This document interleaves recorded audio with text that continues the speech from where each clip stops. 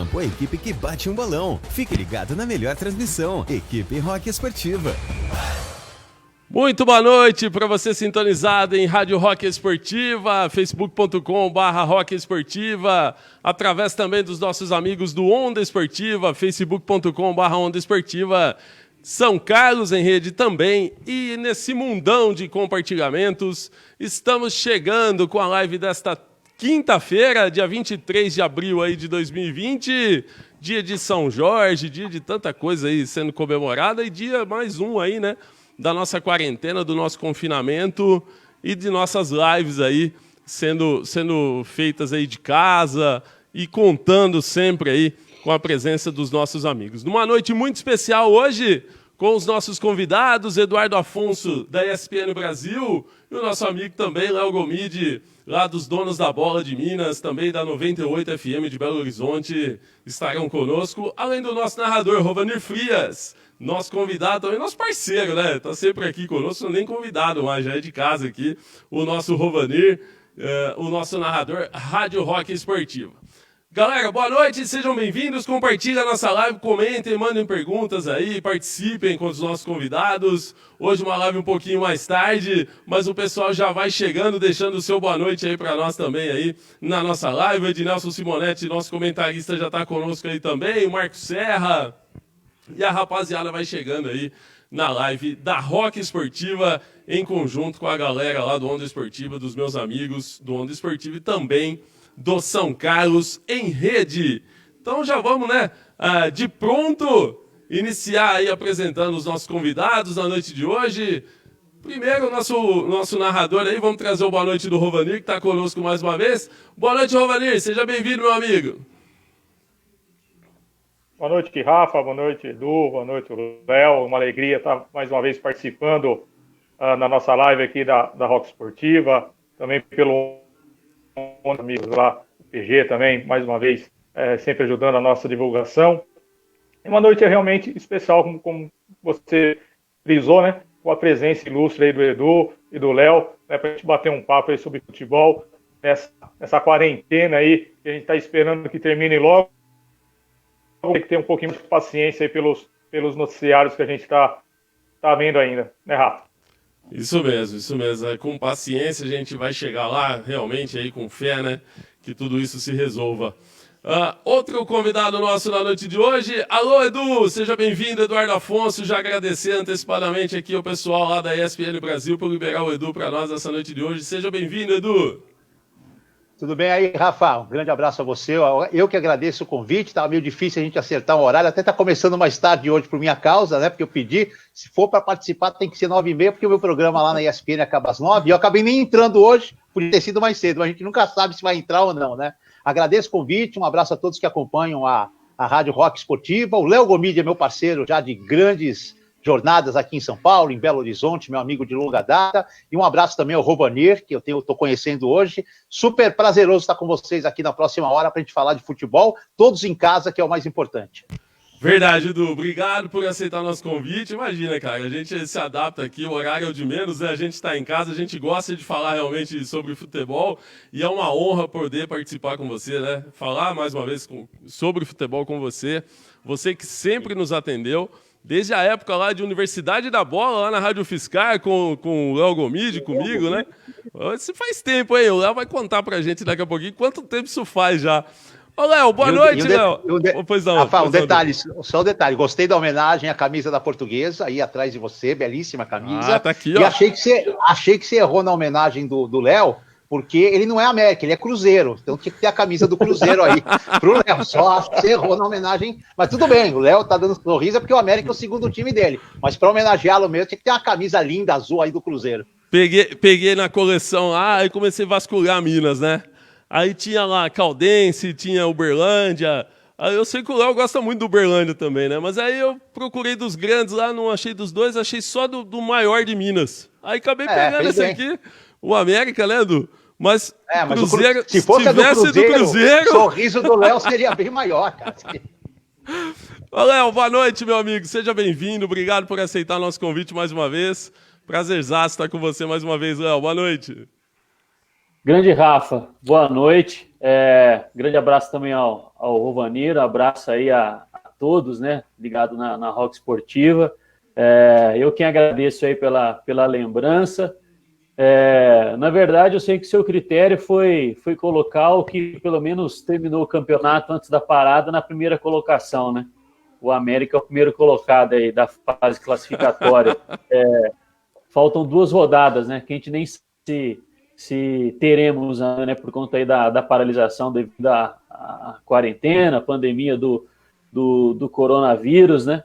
Então, esperamos que sim, né? E agradecer aí o convite, né? Uma viagem ao passado aí, como você destacou, né? A gente que teve o Edu Afonso como colaborador aí várias vezes lá na Rádio Fiscar, lá na Universidade da Bola.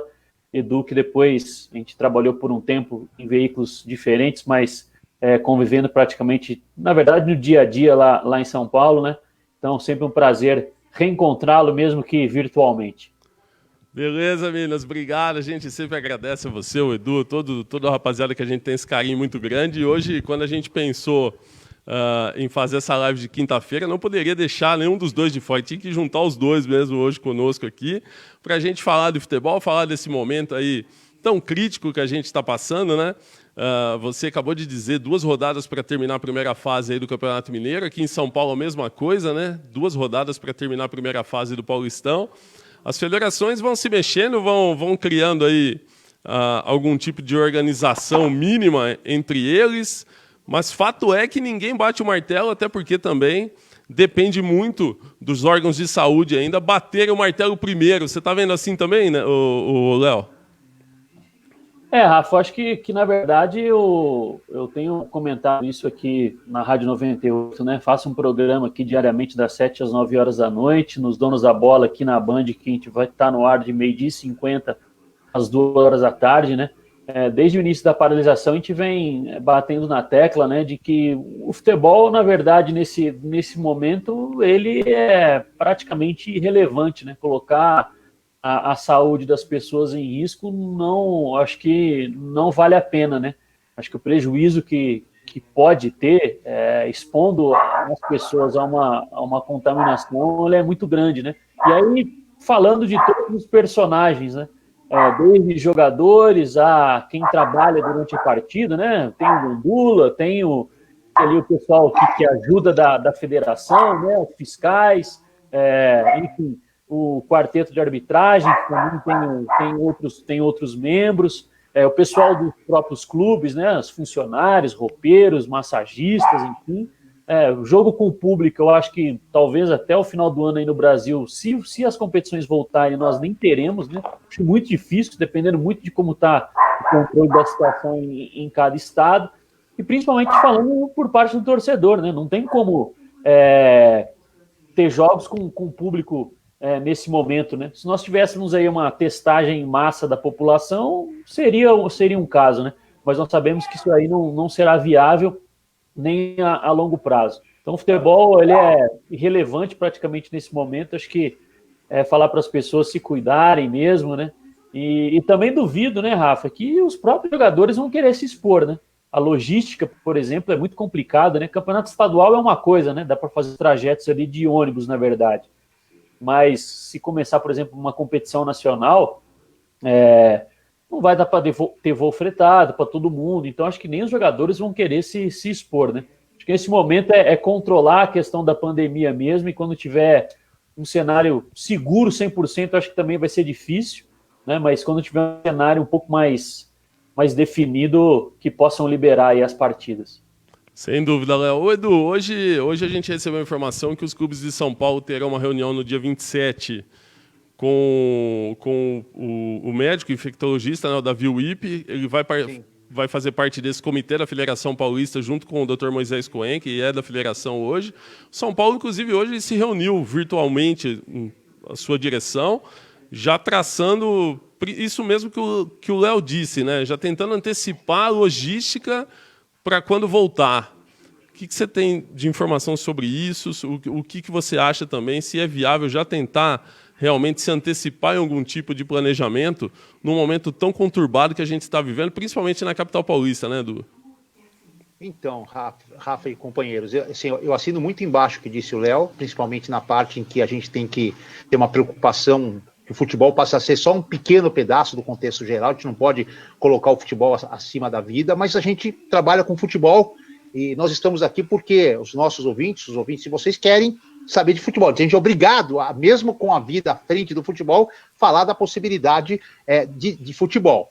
Bem, antes de falar de São Paulo, eu tenho uma mania que eu considero excelente, linda, que é de acompanhar rádios do Brasil inteiro, né? Eu sou um cara fã de rádio, embora hoje esteja na TV, o sangue sempre correu rádio, eu sou um cara de rádio, então uma das minhas diversões é poder, quando eu estou fazendo alguns afazeres domésticos, mesmo antes da pandemia, tudo mais, é estar escutando rádio de tudo quanto é lado. Eu escuto rádio do Oiapoque ao Chuí, é verdade, às vezes eu escuto jogos de times do Nordeste, enfim, eu vou naquele aplicativo Rádio, eu vou procurando transmissão esportiva e vou escutando. Agora mesmo, antes de entrar com vocês, estava escutando a Rádio Gaúcha, e me parece, assim, eu não tenho a situação de todos os estados, mas me parece que o futebol gaúcho é o que está mais adiantado para poder voltar a ser disputado. Também lá faltam 6 rodadas, como em grande maioria dos campeonatos regionais, e pelo que eu senti dos repórteres, dos apresentadores, alguns até que o Léo conhece bem, o Zé Alberto, Tabardo, enfim, já temos o Esportivo de Bento Gonçalves treinando, já temos Grêmio e Inter em vias de voltar aos treinamentos com algumas medidas de segurança a partir do dia 1º, e há uma expectativa, pelo menos que eu senti da rádio, pessoal da Rádio Gaúcha, que o campeonato volta a ser disputado a partir do dia 20 de maio, no máximo começo de junho, tá? Bem, essa é uma informação. Aqui em São Paulo, a gente teve essas últimas 24 horas o recorde de mortes, mais de 200 mortes atribuídas ao Covid-19. Então, acho que aqui pelo tamanho da cidade, acho que o Campeonato Paulista tende a ser um dos últimos a voltar a ser disputado. Acho que vai ser muito difícil o Brasil equacionar todas as datas dos regionais igual. Vamos marcar 1º de junho, vamos disputar. Não, talvez em alguns estados seja possível começar antes, em outros depois. Eu acho que é isso que vai acontecer. O São Paulo, especificamente, ele tem já um plano de trabalho para quando os jogadores retornarem ao CT. Esse plano de trabalho é mais ou menos escalonar jogadores. Então vamos imaginar, o São Paulo tem 30 atletas no elenco hoje. Qual seria mais ou menos o que me passaram o plano? Às 8 da manhã vão 7 e 8. Fazem um trabalho de 2 horas até às 10 da manhã, com as distâncias, tudo mais. Às 10 da manhã chega mais um grupo de 8 atletas. Depois às 2 da tarde mais um grupo de 8 e no final da tarde os que sobraram. Os goleiros talvez indo num horário separado para fazer um trabalho específico. É mais ou menos isso que o São Paulo vai fazer. Com o CT totalmente fechado a jornalistas, a pessoas de fora, só os profissionais necessários e mais. Alguns profissionais de mais idade talvez nem voltem nesse primeiro momento, que trabalham na comissão técnica, na manutenção do CT. Então esse é um plano. Vai depender muito de como vai estar a pandemia na capital paulista no dia 1º de maio, que é o retorno das férias dos atletas para todos. Então, a gente pode imaginar que pode dar certo, não pode. Daí a um treinamento já pensando em jogo. E ao jogo, eu acho que aqui em São Paulo a gente vai extrapolar aí a metade de junho, começo de julho. E queria também, né, deixar até em discussão com vocês, né, eu tenho algumas ideias que acho que a gente pode amadurecer com essa paralisação. A primeira, eu sou totalmente favorável que se for para ter um corte nos campeonatos, que seja um corte nos campeonatos que vão começar e que se terminem os campeonatos já iniciados. Nós temos que ter um campeão paulista, um campeão mineiro, um campeão gaúcho, um campeão pernambucano. Tem que ter. Você não pode ter essa mancha no futebol de tipo assim, acabaram os campeonatos, não vai ter campeão esse ano, ou inventar uma história, o campeão do primeiro turno é o campeão, ou em campeonatos que não tem turno, que é pontos corridos. Enfim, não dá. Tem que terminar o campeonato. Tem que se achar um método de ter um campeão regional. Não dá para descartar. E acho que uma segunda coisa que o Brasil podia muito bem aproveitar é, quem sabe, com o Campeonato Brasileiro começando, sei lá em agosto, setembro, adequar o seu calendário ao calendário europeu, fazendo já uma temporada 2020, 2021 e fazendo o brasileiro com as 38 rodadas espaçadas, tranquilo. Vai sacrificar um pouco os torneios do primeiro semestre do ano que vem, vai ter que fazer um regional intercalado com rodadas brasileiras, mas de alguma forma vai ter que mudar, vai ficar apertado. Então que já aperte de vez agora e a partir de 2022 aí vira um calendário único, tranquilo, meio parecido com o da Europa. Pelo menos eu penso nisso. São os dois pontos que eu defendo bastante nessa pandemia. Ô Rova, fica à vontade aí com os nossos convidados. Alô, Rova? Alô, Rafa? Opa. Acho que o Rova travou lá. Rafael. Opa, tá me ouvindo? Manda bala. Tá ouvindo aí, Rova? Acho que o microfone dele tá fechado. Eu acho que... Ô, Rova, o seu mic tá fechado aí, velho. Sim. Abriu aí? Agora Manda foi. bala. Aí sim, Abri. agora sim. Eu tive que abrir porque a Pérola começou a fazer... Eu vou contar pro Edu e pro Léo. É assim, ó, quem manda na casa dele, velho, chama Pérola Maria. É a cachorrinha dele. É igual o Alwin. Não vou contar de quem é, não. O Alwin. O Alwin tá aqui do meu lado. Mas quem manda aqui é a Vegas, que é a pequenininha. E lá quem manda é a Pérola Maria, Aí tem hora que ela quer participar, Edu. E ela quer participar, aí eu quer tenho que deitar fechar e o rolar, velho. microfone aqui. Aí ela me rebenta. Fica à vontade, Rova. Pode fazer sua pergunta aí pros nossos convidados, a sua participação. Acho que travou o Rova lá agora nesse instante. Vamos ver se... Mas Manda bala. eu acho aquilo que foi de terça-feira, que eu acho, eu já penso um pouco de... Eita. Legal, né, Rafa? Chegando aí, normal? Tá, normal, pode seguir. Alô, Rafa? Tá, não, beleza. Eu já penso um pouquinho diferente. Eu acho que tem que ter um limite, uma data limite para terminar os campeonatos estaduais. Por quê? Porque os times pequenos estão tendo vários jogadores. Teve o caso já do Santo André, né, que vai ter vários problemas, não tem nem estádio nesse momento, o Santo André. Então eu acho que tem que ter alguma data, até junho tem que decidir isso, até julho. Porque senão eu acho que a maneira mais correta seria ter que cancelar realmente o Campeonato Paulista, estou dando aqui de São Paulo, não ter nenhum campeão, não ter nenhum rebaixado, e o ano que vem começaria tudo de novo. Não é culpa da federação, como eu já disse, não é culpa do Estado, não é culpa dos clubes, surgiu, né, essa situação de termos de saúde, né, essa pandemia, não é culpa de ninguém. Então eu acho que deveria ter pelo menos um prazo limite para que os clubes possam se organizar. Eu estou mais preocupado com as pequenas equipes, as equipes do interior de São Paulo, que a gente sabe que a maioria... Os jogadores teriam o contrato até o final de abril, né, até o final desse mês. Maio estaria todo mundo livre. Então, eu acho que deve ter alguma saída aí. Vamos tentar negociar. Eu acho que em junho, no máximo julho. E se não der certo, começaria, então, o brasileiro e o Campeonato Paulista e os outros estaduais que tiverem nessa mesma situação deveria ser ter rebaixado, que nem iniciaria do zero depois o brasileiro, nem que o brasileiro tivesse que terminar em janeiro, fevereiro, e aí depois o início dos campeonatos estaduais. Minha opinião seria essa. E aí, Léo, o que você acha disso tudo? O que você acha que em Minas aí vai acabar terminando? Há uma pressão também dos patrocinadores, tanto em São Paulo, em Minas, no Rio Grande do Sul. Há essa pressão também para que se acabe o campeonato, né? Para que tenha aí um campeão, para que não cancele, não fique uma edição vazia aí dos campeonatos. Como que está o panorama em Minas aí, principalmente de Atlético e Cruzeiro, e o América, que é líder, né, Léo? Aqui, como destaquei no início, né, Rafa, são 2 rodadas ainda para o término da fase classificatória, né? Se tivesse encerrado já a primeira fase, o Cruzeiro não teria se classificado às semifinais, o América é o primeiro, o Tombense é o segundo, o Atlético é o terceiro, se eu não estou equivocado, empatado em pontos com o Tombense, e a Caldense é a quarta colocada, o Cruzeiro é o quinto até agora na competição. Aqui já pula direto para a semifinal, né? Até o ano passado tinha quartas de final em jogo único, então são 6 datas, né? As 2 rodadas que faltam, 2 semifinais e as 2 finais. Não há nenhuma discussão de fazer só a primeira fase para decretar já rebaixamento, por exemplo, e quem for o primeiro na fase classificatória decretado campeão. Não houve uma discussão sobre fazer dessa forma, né? A expectativa é de tentar terminar no formato normal da competição, mas como o Rovanir destacou, né, alguns clubes também já dispensaram os elencos, né?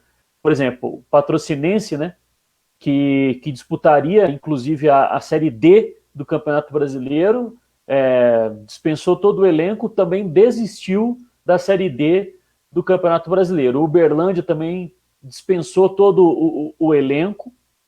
São os 2 clubes que oficialmente comunicaram que liberaram os jogadores. Os demais, não sei se fizeram acordo, estão deixando de pagar, mas a maioria dos contratos já estaria encerrado nessa altura do campeonato, né? Porque já teríamos o término da fase classificatória.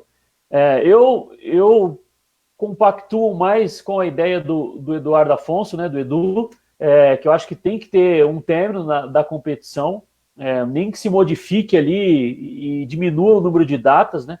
Classifique, chegue aí a um consenso e faça jogo semifinal com um jogo só, final também com um jogo único, enfim, né? Um ano excepcional, mas que terminem os campeonatos. Eu acho que o grande problema, né, Rafa, por exemplo, porque assim, o Edu pode confirmar depois. Eu acho que os clubes grandes em São Paulo não receberam integralmente a cota da televisão, que é maior do que que é paga aqui em Minas Gerais. Aqui os Atlético e Cruzeiro recebem cerca de 12 milhões de reais, o América recebe 4 milhões de reais e os clubes do interior recebem 800 mil. Mas já receberam tudo, né? Então, para eles, se acabar ou não o campeonato, não vai ter prejuízo, pelo menos financeiro. Claro que de bilheteria, sim, né? Mas de TV não tem prejuízo. Em São Paulo, a situação é diferente, o Edu vai falar daqui a pouco. Então, talvez é por isso que os clubes querem jogar. Se eles decidirem que não vão jogar, a TV falar, então, vocês não vão jogar, eu também não vou pagar. E nós sabemos que uma hora dessa, né, abrir mão de receita tá difícil. Eu queria só, Rafa, acrescentar, eu entendi bem o posicionamento do Rovanir, mas a gente tem que pensar da seguinte forma. Primeiro, se 7 ou 8 times pequenos que disputam a primeira divisão de São Paulo não tem elenco, e a gente abolir tudo, a gente tem mais 16 times na Série A2, 16 times na Série A3, e ainda nem começou a quarta divisão, que vão ter aí 32 times que pagaram, utilizaram seus elencos e não vão ter benefício nenhum, vai terminar o ano para eles do nada. Eles brigam por acessos, eles não brigam por títulos, brigam por acessos. Então você vai ter, em detrimento a 7, 8 times menores, prejuízo a 32. Então já começo contestando dessa maneira. O que a gente vai fazer com a Série A2? Disputa a Série A2, mas não vale acesso. Que vantagem Maria levas, né? E isso acho que vale para todos os campeonatos. Eu não sei se lá em Minas são 3 divisões, não só 2, mas enfim. O segundo ponto é o seguinte, a lei brasileira permite que você faça contrato de 3 meses, é o mínimo, né? 3 meses. Então, por exemplo, eu entrevistei o presidente do Esportivo de Bento Gonçalves, ele chamou o grupo todo e falou o seguinte, o meu contrato termina 5 de abril com vocês, eu quero fazer um contrato para disputar a final, o Gaúchão, e até para o Esportivo, o presidente me disse, seria bom que terminasse, porque o Esportivo será o campeão do interior, se terminar o campeonato agora lá no Sul. Ele é campeão do interior, leva uma bolada de prêmio da federação e termina como campeão do interior do Rio Grande do Sul, porque o Caxias, que seria o campeão do interior, passa a ser o campeão estadual por ter ganho o primeiro turno. Então ele falou, para mim seria cômodo terminar o campeonato agora. Eu alcancei meu objetivo, que era ser campeão do interior. Recebo uma grana, tenho dinheiro, dispenso o meu elenco todo, porque eu não tenho calendário, e tenho grana já para montar o time do ano que vem. Mas ele falou, chamei os caras toparam todos diminuir 70% os seus vencimentos, e nós fizemos um contrato de 3 meses, contando que nesses 3 meses vai acabar as 6 rodadas que faltam do Gaúcho. E ele nem vai disputar 6, porque ele não deve passar para a próxima fase, ele vai disputar só 2. Bem, dito isso, ele me contou também que existe um movimento na CBF para que jogadores que já estavam inscritos nos campeonatos regionais possam, abrindo uma exceção à regra, fazer contratos de apenas 30 dias, porque eles não vão para outros times, que não vai haver outros campeonatos. Então, assim, o cara destaque do Santo André, ele não vai para o Corinthians, para o Palmeiras, porque não vai ter campeonato sendo disputado brasileiro. Então, ele faria um contrato, aqueles que já estavam inscritos, não jogadores novos, os que já estavam inscritos, a CBF permitiria um contrato curto de 30 dias para complemento de campeonato, e esse contrato se encerraria após a participação do time, e o jogador ficaria liberado para procurar time na Série A, B, C e D do Campeonato Brasileiro, que começariam só após o término dos regionais. Então, com essa exceção, e pensando no macro e não no micro, nos 7, 8 times pequenos de São Paulo, como Santo André, como Ituano e tudo mais, porque eu defendo essa tese que tem que terminar o campeonato. Tem muita gente, tem muita família, muita torcida, muito funcionário, muita gente da Série B, da Série C, que estão esperando acabar o campeonato para ver o que será o ano dessas pessoas. Senão vão ficar desempregados. Então, é essa a tese que eu defendo, com esses argumentos de informações que eu recebi. Ô, Rafa, Só para complementar, né? É porque o Edu tinha comentado aqui, são 3 divisões, né? Chamado de módulo 1, que é a divisão principal, módulo 2, que é a segunda divisão, e a terceira, na verdade, eles chamam de segundona, né? Que ainda não tinha começado. O módulo 2 já tinha começado, eram 4 rodadas já disputadas, né? Paralisado, né? E foi, inclusive, um questionamento que eu fiz ao presidente da federação aqui mineira de futebol, que é o Adriano Oara, de que, como o Edu destacou, né, é um efeito dominó. Se você dá o campeonato como encerrado, times que já gastaram dinheiro com, por exemplo, os clubes do módulo 2 aqui, eles simplesmente terão gasto um dinheiro em 2020 que não serviu de nada, né? Porque o campeonato não pode ter acesso, já que o campeonato do módulo 1 é dado como encerrado. A segundona, o prejuízo é, entre aspas, menor, porque não começou. Então, os clubes não tinham começado ainda, já tinham definido o elenco, mas não tinham começado a pagar efetivamente, né? Então, por isso que eu também sou a favor de que as competições elas sejam finalizadas. Aqui em São Paulo, né, Edu, eles têm a informação que a gente tem é que a federação pagou 3 de 4 parcelas da cota para os clubes, pelo menos do interior. Não sei se a TV, né? A TV, isso. Uhum. A TV, assim, por isso que eu falo, eles têm ainda, vai ter entrada de dinheiro para você fazer aquele contrato tampão de um mês. Sim. Entendeu? Para você chamar os caras e falar assim, ó, vou fazer um contrato com vocês tampão, é só até terminar o campeonato, vai ser aberta essa exceção. Não vai ser nem o problema da falta de dinheiro. Pior são os times da Série A2 e Série A3, que também vão sofrer, porque eles também a cota, além de ser perto das cotas da Série A, são mínimas, os caras estão pagando salário aí e vão ter que recontratar os jogadores. Mas pelo menos aqui os times pequenos, né, os chamados pequenos da Série A1, ainda receberão um quarto da cota. E isso talvez seja suficiente para amarrar um contrato. Obviamente, um ou outro jogador vai se perder, um já se apresentou em algum time e tudo mais. Não vai ser a mesma coisa, mas tem que terminar. Tem que terminar. Você imagina o Santo André, com todas essas dificuldades, fazendo uma campanha que ele não fazia desde 2010, quando decidiu o título paulista Pensou terminar agora, não ter campeão, torcedor do Santo André que foi lá, pagou ingresso, aqueles que venderam carnê, que tem ingresso para todos os jogos. É muita gente no prejuízo, é um prejuízo no contexto muito grande para muita gente, até torcedores, se não terminarem os campeonatos. Por mais que eu ache o regional hoje muito inferior aos demais campeonatos. Uma coisa que é legal a gente discutir é o seguinte, a gente está falando muito a âmbito regional e nacional. Eu acho que o pior campeonato, que vai ser o mais difícil de recomeçar, na minha opinião, vai ser a Copa Libertadores da América e a Copa Sul-Americana, os dois. Exato. Porque se aqui no Brasil nós temos diferenças de situação em cada estado, na América do Sul nós temos diferenças gritantes da situação do Covid. E você não vai poder começar uma competição desse nível se não tiver os 10 países alinhados na mesma vibe de recuperação. Eu acho que esses dois torneios são os que correm maior risco do que Brasileiro, Copa do Brasil e campeonato regional. CBF já sinaliza numa conversa de terminar primeiro os regionais para tentar depois aí dar um passo aí nos nacionais, né? Para aí, como você disse, partir para os sul-americanos aí mesmo, para os casos aí da Sul-Americana e da Libertadores, para dar tempo realmente, né?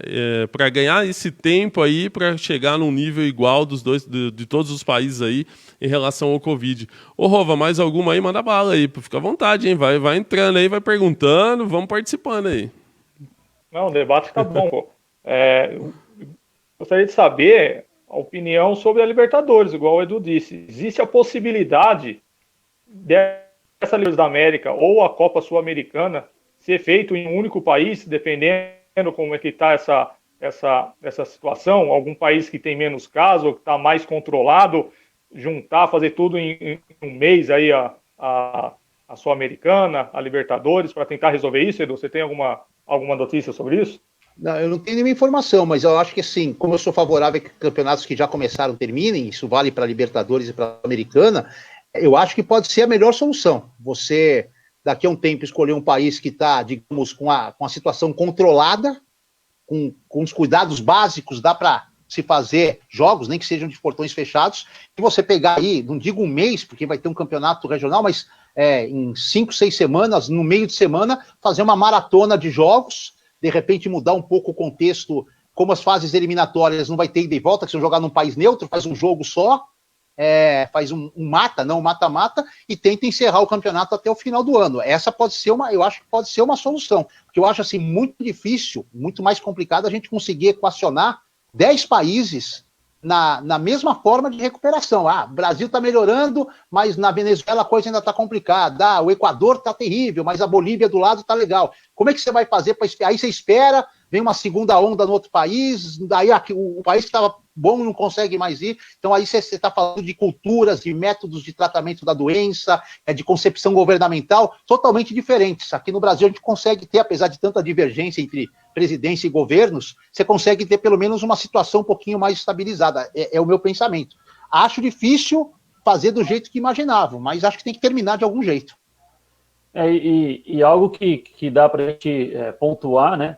É porque dos países sul-americanos, se eu não estou equivocado, o único que não tem campeonato ou calendário adequado ao calendário europeu é o Brasil, né? Na Argentina o calendário é igual, na Colômbia é igual, enfim. Então, se fosse para jogar a competição mais para frente, e aí tornar a Libertadores igual, por exemplo, é a Champions League, né, que pega 2 metades de cada ano, seria para o continente sul-americano, seria até tranquilo, porque a maioria dos clubes trabalha com temporada 2020 e 2021.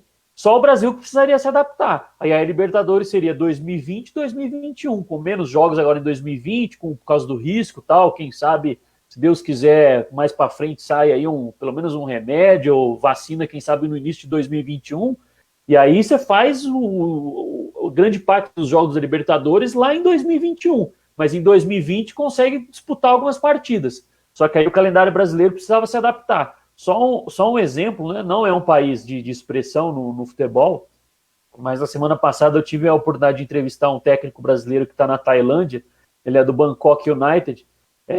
Lá eles simplesmente cancelaram o campeonato, acho que tinham disputado 7 jogos, cancelaram o campeonato, não vai ter futebol até setembro na Tailândia, e eles decidiram adequar o calendário ao calendário europeu. O campeonato agora tailandês vai ser 2020 e 2021. Foi a solução que eles encontraram. Sem dúvida, eu acho também interessante essa oportunidade de unificar o nosso calendário aí, ou adequar, né, o nosso calendário ao calendário europeu, visto que a gente já vem numa discussão há alguns anos aí sobre isso, né, principalmente sobre os clubes que perdem seus jogadores aí para os clubes da Europa no meio dos nossos campeonatos aqui. E também, de repente, já repensar aí também, como você disse, Léo, o Edu também, a própria Taça Libertadores, né? Disputada em dois semestres diferentes, um semestre de cada ano, aí, de cada temporada, se adequando também ao formato aí da Champions League. Para mim também seria um formato bacana, já pensando aí nessa discussão que a gente já vem há alguns anos aí. Mandar um abraço para... Pois não, Léo, Edu. Não, é só interessante assim que, embora mude a concepção e muita gente defenda, mas a janela de final de ano, que seria no meio da nossa temporada agora, continuará tirando os principais jogadores do Brasil para a Europa.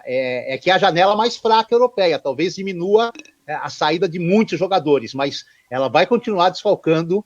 Alguns times tiverem assim grandes tiver no meio do Brasileiro aí em dezembro, ou no meio da Libertadores, algum expoente, ele vai correr o risco ainda de cair na janela europeia, de desfalcar o time no ano seguinte. Vão vir fortes, né, Edu? Não tem como, né, disputar, né, cara? Um abraço aí pro Anderson Tatiana Molina, tá conosco. Quem mais aqui? O Adriano Ferreira mandando um alô pra nós. A Caroline Marques, o Rodrigo Ramos, supervisor de logística do São Paulo, mandando um abraço aí ao Edu e ao Léo. Tá sempre conosco aqui também. O Rodrigo que trabalhou, é daqui de São Carlos, né? Trabalhou muito tempo aqui, trabalhou no Vila Nova, na Ponte Preta, e hoje é o coordenador, aí, o supervisor de logística do São Paulo. Tá acompanhando a gente também. O Daniel Franco tá conosco, o Thiago Cunha e o Caio Silva mandando um alô para todo mundo aqui na nossa live nesta quinta-feira aí de Covid-19, de toda essa bagunça aí no futebol brasileiro. Puxando um pouquinho para nós aqui, Edu, Léo, para o estado de São Paulo, a gente andou conversando também, entrevistando com alguns jogadores do Velo, aqui de Rio Claro, da nossa vizinha Rio Claro, que está jogando a Série A3. O Acleison, que é o nosso amigo, que jogou aqui em São Carlos também, está jogando... Jogou na Portuguesa também, né, Edu? Jogou na Lusa. Jogou na Lusa. raçudo, tudo mais. Bom jogador. Bom jogador. Gostava do Acleice. Não perdia a viagem. Não perdia a viagem. Não perdia a viagem, não. Ele tá no Rio Claro jogando a Série A2 e com essas pessoas que a gente conversou, há realmente essa preocupação aí que a gente já debateu aqui, já iniciou o debate, em relação a essa continuidade dos contratos. Todos eles que a gente conversou são favoráveis realmente a essa prorrogação, estão abertos aí à redução salarial, estão entendendo esse momento aí que os clubes passam, né?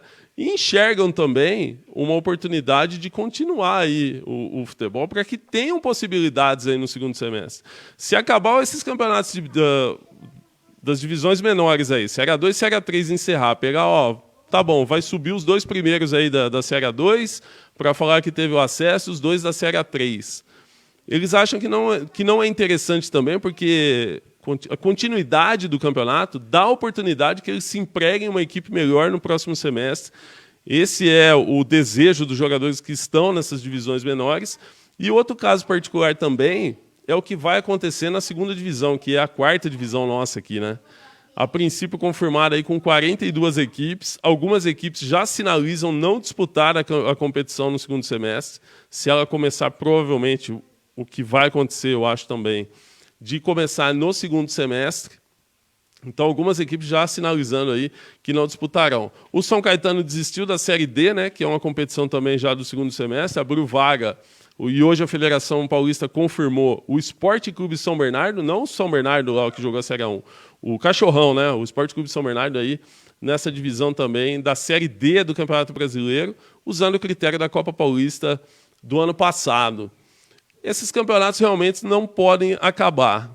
E ter esse comprometimento dos atletas em querer jogar é importante também nesse momento, né? Não só jogar aí para a diretoria e federação, né? Eu penso o seguinte, até sobre a segundona, eu sei que vocês estão mais próximos, acompanham mais, mas eu também sou um cara que gosta muito do futebol do interior e acompanho mesmo à distância a segundona. Eu acho o seguinte, eu sei que é difícil para os clubes terem que esperar mais um pouco, alguns clubes já deviam estar com formação de elenco. Eu conversei com o Paulinho McLaren, que é técnico da Francana. Bem, enfim, só vou falar o seguinte, como a Série D, eu acho que vai ser esvaziada esse ano, a Série D vai ser uma série esvaziada, com muitas existências, o Léo já citou lá, times mineiros desistindo, aqui temos o São Caetano, eu acho que quanto mais prolongar, mais times vão ficar sendo desistentes da Série D.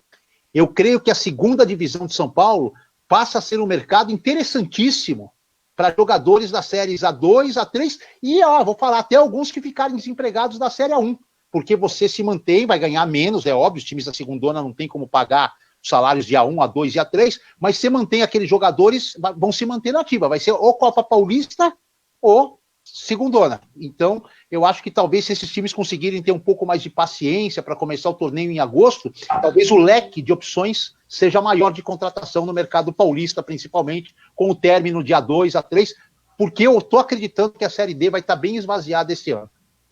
Aqui em São Paulo, a segundona, a 4ª divisão, né, que a gente chama aí, ela é sub-23, então também já há uma conversa nesse sentido para que não seja, viu, Edu? Para que não haja então também esse limite de idade. Aí em Minas não tem esse limite, né, Léo?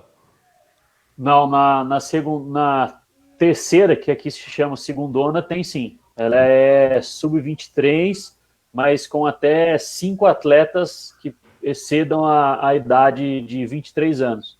Mas São Paulo são 3, acho, né? Aqui são 3.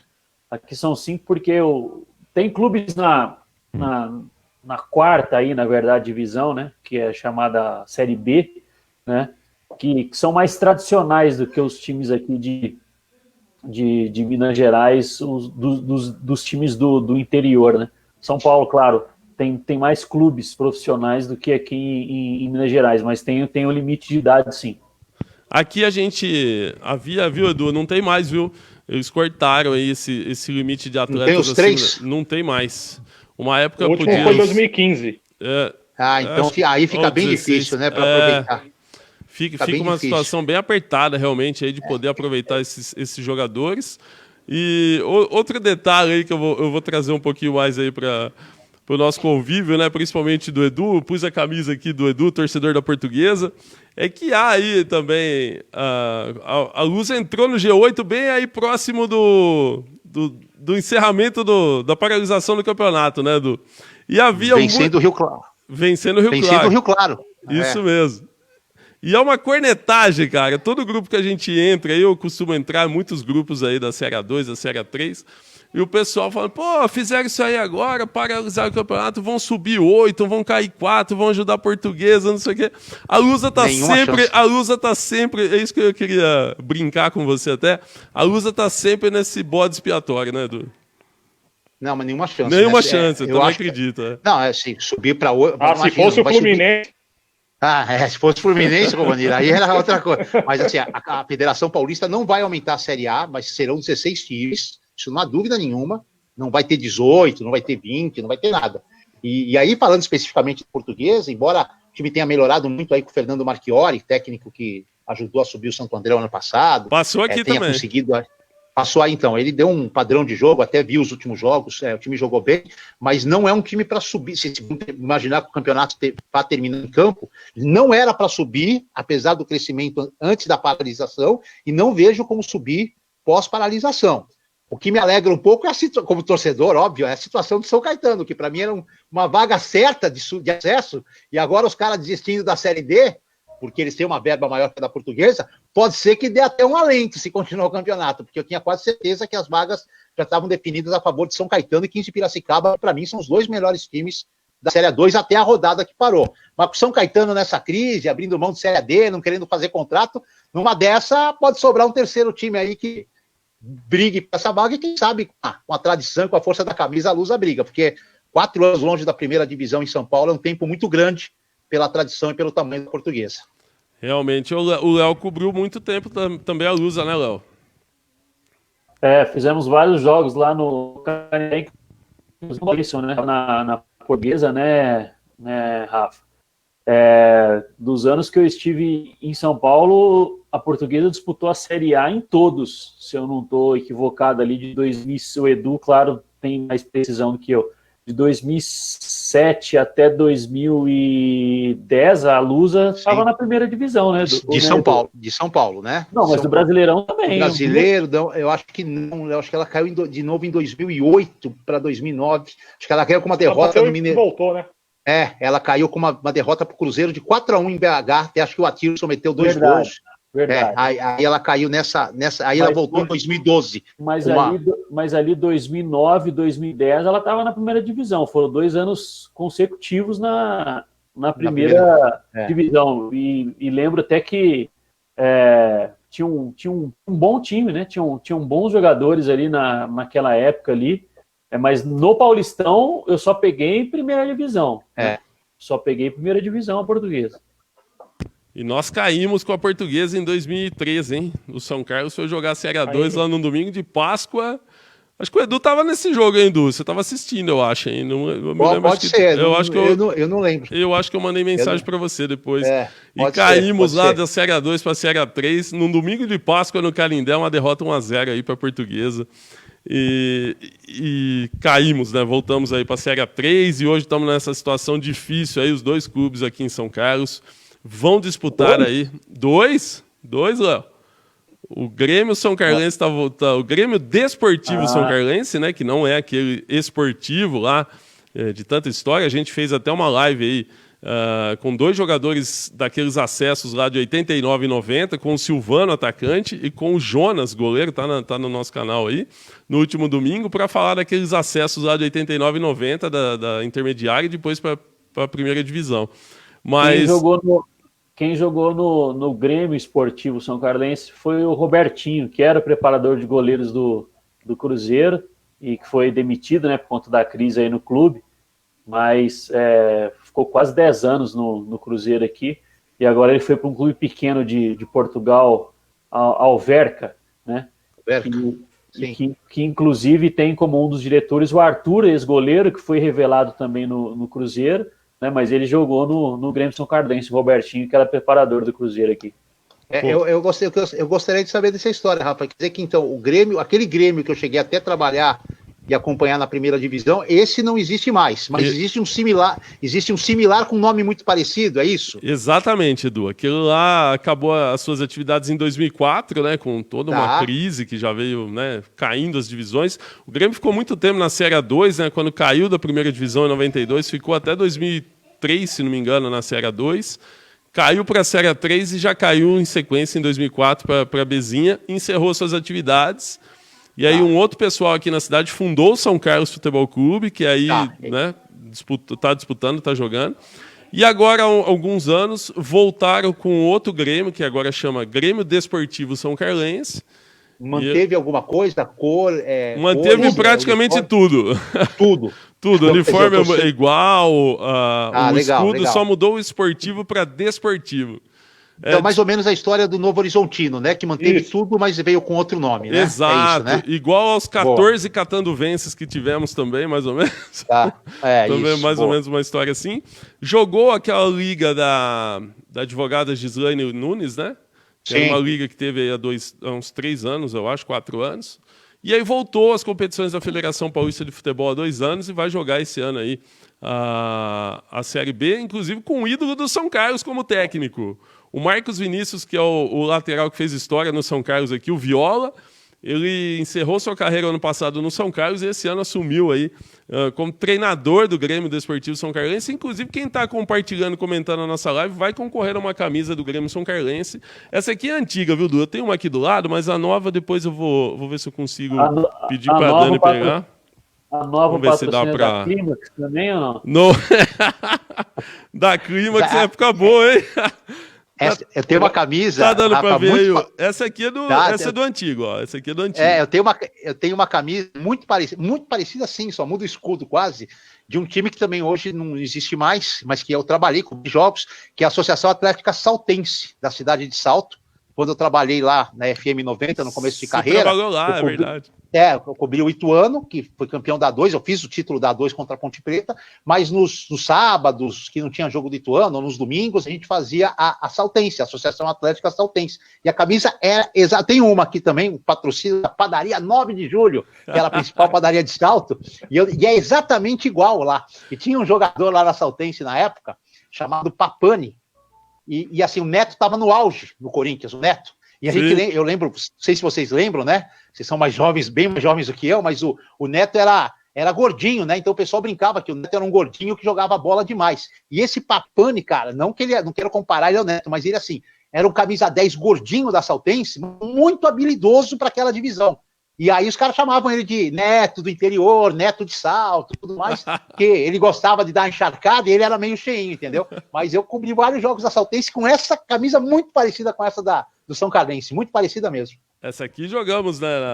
Chegamos na primeira divisão. Tinha uma camisa branca muito bonita do Grêmio São Carlense também, que fez história nessa época.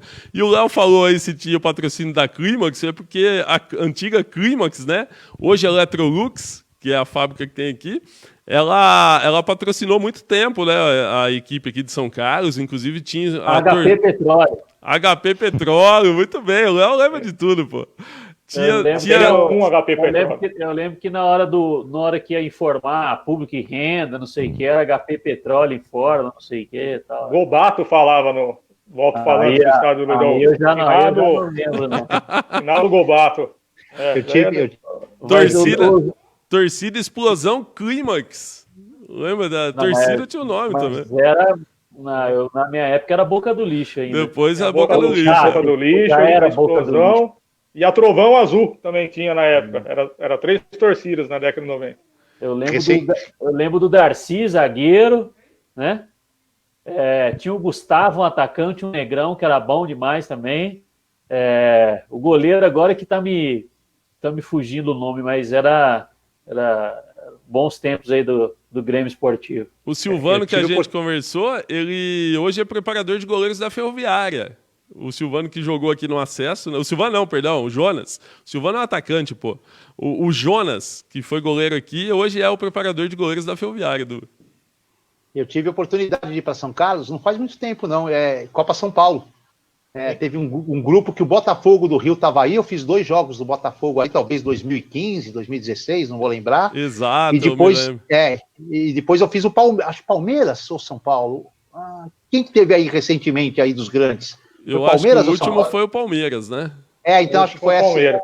Então acho que foi esse aí que eu fui também fazer um jogo aí. Foram os 3 jogos que eu fiz aí. O do Botafogo, inclusive, que eu fiz, nem foi. Eu não lembro contra quem, acho que foi contra um time do Espírito Santo, não sei se foi de Esportiva, não vou lembrar. Era um time pequeno. Choveu.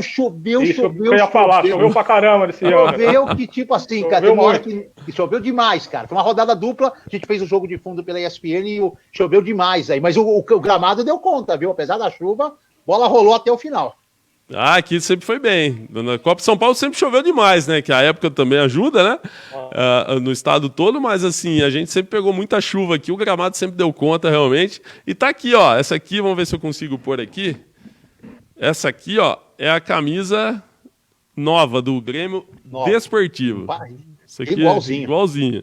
E aí eu vou aproximar o escudo um pouquinho aqui, ó. Só mudou o D, viu? É o Desportivo ali, ó. GDS. Boa. O antigo é o GES, né? E puseram o lobo, que é o mascote. Embaixo aqui da sigla do GDS puseram a imagem do lobo aqui, que é o mascote, o lobão daqui de São Carlos. Então, quem estiver compartilhando a nossa live aí também nos próximos dias, próximas semanas, aliás, né? Vamos segurar um pouquinho aí, vai concorrer essa camisa aqui também do Grêmio Desportivo São Carlos. Depois eu pedi pra rapaziada mandar uma pro Edu, que eu sei que tem coleção, e pro Léo também, que ele tem coleção aí também. O Léo só coleciona a camisa azul, viu, Rafa? Só tem azul aí, Léo? Só time que tem azul. Só time que tem azul. A coleção do Léo é Confiança, Cruzeiro, São José do Rio Grande do Sul, São Caetano. Não tem São azul. Carlos dá certo que é azul. São Carlos São Carlos dá certo, né, Léo? São Carlos dá certo porque é azul a camisa do São Carlos. Você pode usar tranquilo. Claro. Tem a do São Carlos Clube. Águia da Central. Águia da Central, isso mesmo. Quem mais? Depois eu vou falar o time que ele jogava aqui no São Carlos Clube. O Fábio Luquezzi está conosco aqui. Quem mais? O Fernando Cordeiro, o Fábio Pico, o grande Fabinho lá da Multisport conosco aqui também. O Fernando Cordeiro está mandando aqui, ó. Grande Eduardo Afonso, acompanha a ESPN. Esse cara é um grande repórter, acompanha desde a rádio ESPN, na parceria lá com a Estadão, né? Que é o Eldorado, né, Edu?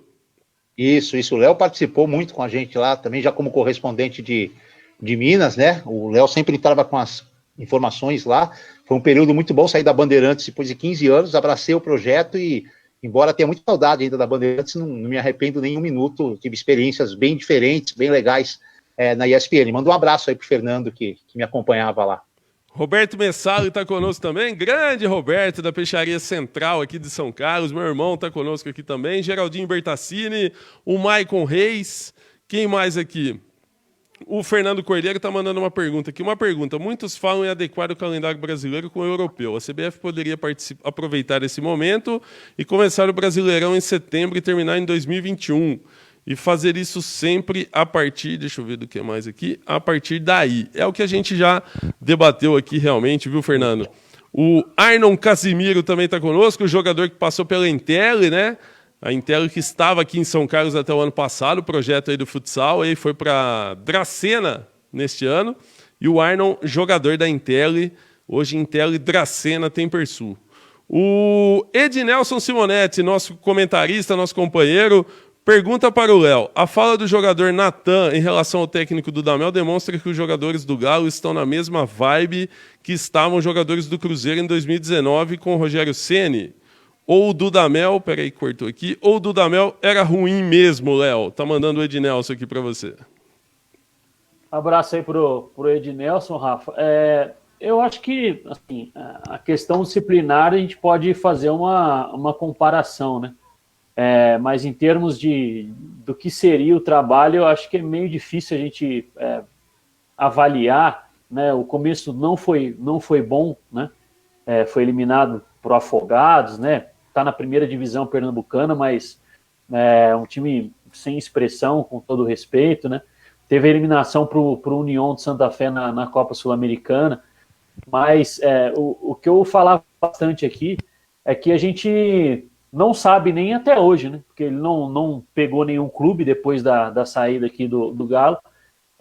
O que é o Dudamel como treinador? A gente conhece ele da seleção venezuelana, e trabalhar em seleção é um cenário completamente diferente do que lidar dia a dia com atletas no clube. Até essa questão disciplinar, porque, por exemplo, a Venezuela, como ela não se classifica para a Copa do Mundo, né, veio jogar a Copa América no ano passado aqui no Brasil. Essa competição é a única em que os jogadores ficam muito tempo sob o comando do Dudamel, né? No mais, eram só amistosos. E aí o cara impor regra em amistoso, nem dá tempo, porque cada um chega de um país, os caras se reúnem, fazem um treino ali, no outro dia joga. Aí descansa, vai pro hotel, tal, depois de 2 dias vai jogar de novo. Agora no clube não, no clube tem a rotina, o desgaste, a relação, e a gente não tinha parâmetro para avaliar o trabalho dele. Como que joga o Dudamel, o que gosta, o que faz os times do Dudamel, não dava para saber. Então era sempre uma incógnita. Bom, será que o time vai dar liga? Será que vai conseguir ter desempenho, né? No Campeonato Mineiro sofreu algumas derrotas, né? O último jogo dele ele perdeu para Caldense, por exemplo.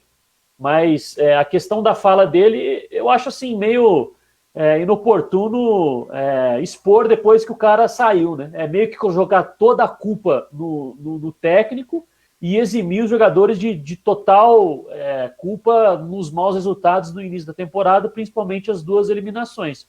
Eu acho que é um conjunto de fatores ali. O Rogério ele chegou num período muito mais conturbado, né?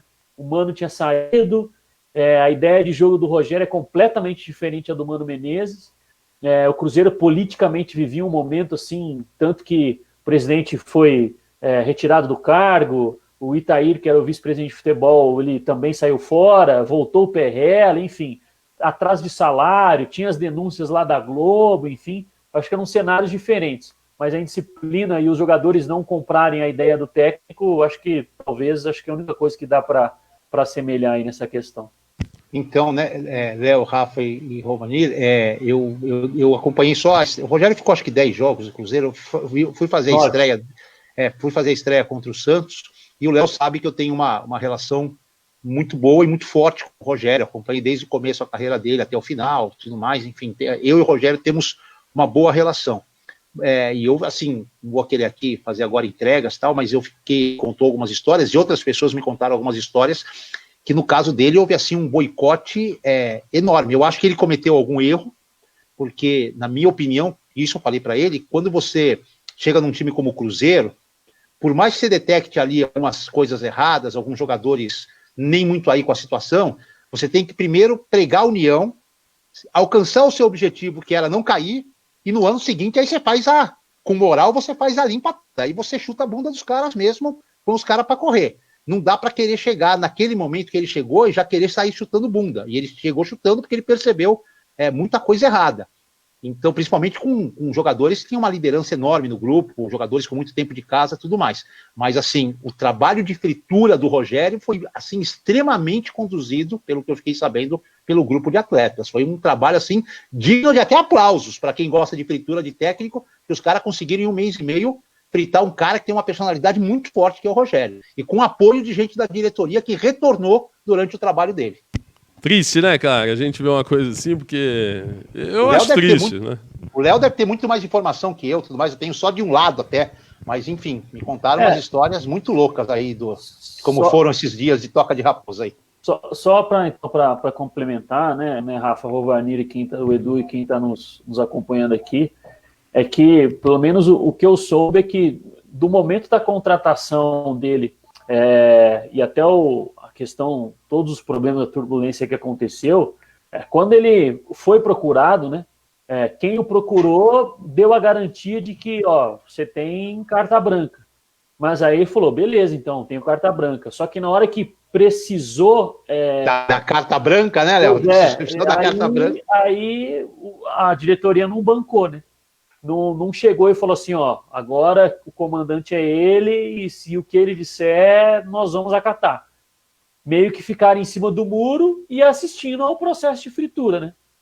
E aí vimos, né, no final do ano que quando saiu o Rogério, entrou um técnico que conhecia vários do grupo, que foi o Abel, né? E que aí se imaginou, agora tá tranquilo, não vai acontecer mais nada. E nem com ele a questão andou, né? Então, o problema foi esse. Foram lá, tiraram do Fortaleza e falaram, você vai fazer o processo de limpeza, vamos dizer assim, né? E não bancaram, né?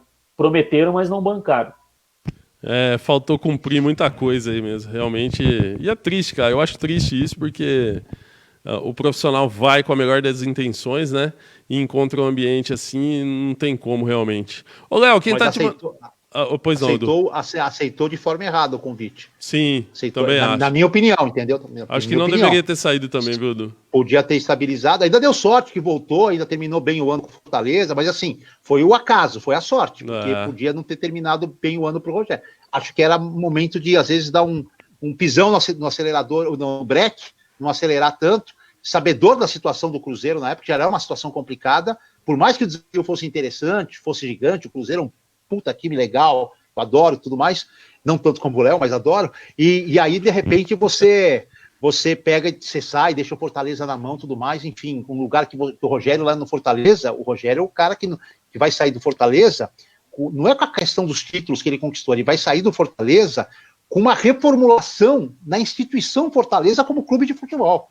Ele trouxe, dentro das medidas que o Fortaleza pode, umas caras de clube de Série A para o Fortaleza, internamente, na gestão, na aparelhagem e tudo mais. Então ele já está com... Ele já não tinha o que... Ele só continua tranquilinho no Fortaleza e quem sabe agora, nesse começo de ano, ele estava pegando o Cruzeiro no início de transformação, fazendo até um trabalho sujo para trazer o Cruzeiro da Série B para a Série A. Eu acho que houve uma precipitação, na minha opinião, do técnico Rogério Ceni.